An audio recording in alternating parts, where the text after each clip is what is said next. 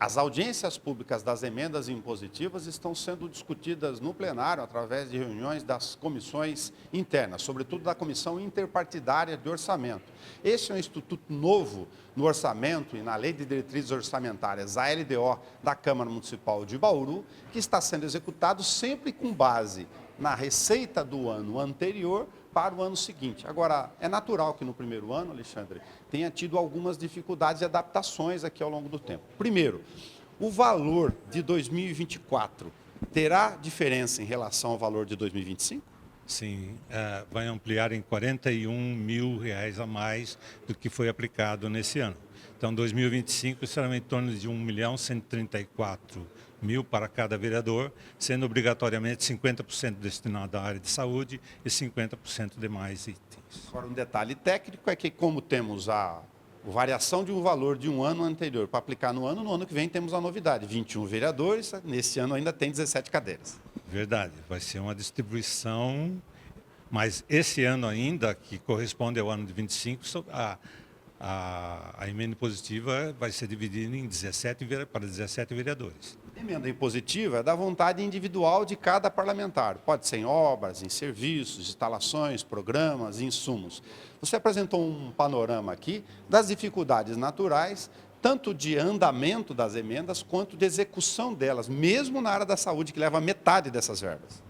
Sim, geralmente as emendas saem com rúbricas que deverão ser aplicadas, inclusive pela Secretaria Financeira.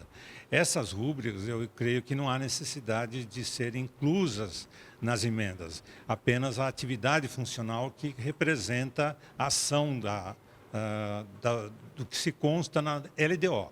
Então, a emenda ela tem que estar obedecendo os critérios da LDO que estão inclusos na atividade funcional e não na rúbrica ou na natureza da despesa. Esse foi um ponto que foram devolvidas e consideradas irregulares várias emendas. Ou seja, aqui nós estamos falando de questões técnicas de contabilidade pública que são necessárias. Lei de Diretrizes Orçamentárias, LDO, rúbricas, a definição para onde é utilizado o dinheiro. Exatamente.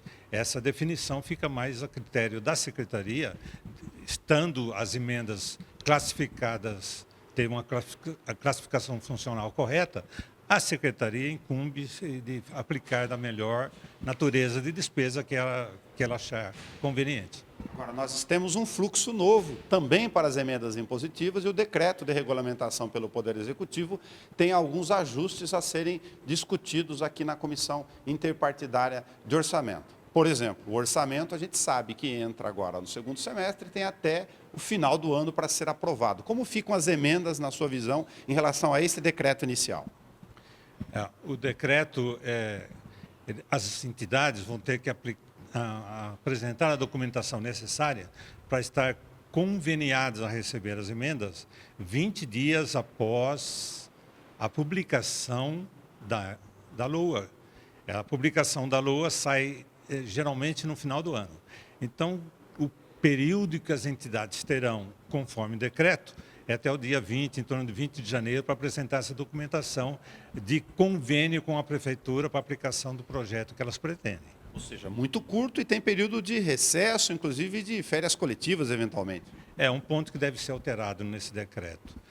O decreto também fala de prazos para que a Prefeitura devolva por inviabilidade técnica, que é de 120 dias, para que uma emenda que não esteja corretamente aplicada seja informada pelo Executivo ao Legislativo para que ele faça a correção dessa emenda. São 120 dias após também a data de publicação da LOA. Um prazo inicial muito curto para as entidades e o outro muito longo para a devolução. Exatamente isso. O que eu creio que deva ser corrigido isso aí. Outra questão que a assessoria financeira da Câmara detectou no estudo é que a Prefeitura, no decreto, colocou que tem que estar as emendas anexadas em planos estratégicos. Aí tem um descompasso aí com a vontade do vereador. É um fato que eu observei que não compete essa irregularidade estar inclusa em decreto, porque é de iniciativa do vereador, não é iniciativa dos projetos de viabilidade do Executivo.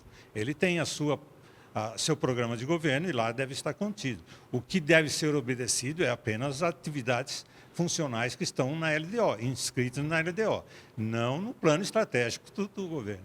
Por fim, uma medida também importante, muitas entidades aproveitaram a oportunidade de conversar com os vereadores para ampliar, fazer uma reforma, ou seja, depende de projetos. Nesse caso, qual é a possibilidade de insucesso da emenda impositiva por causa do calendário de execução?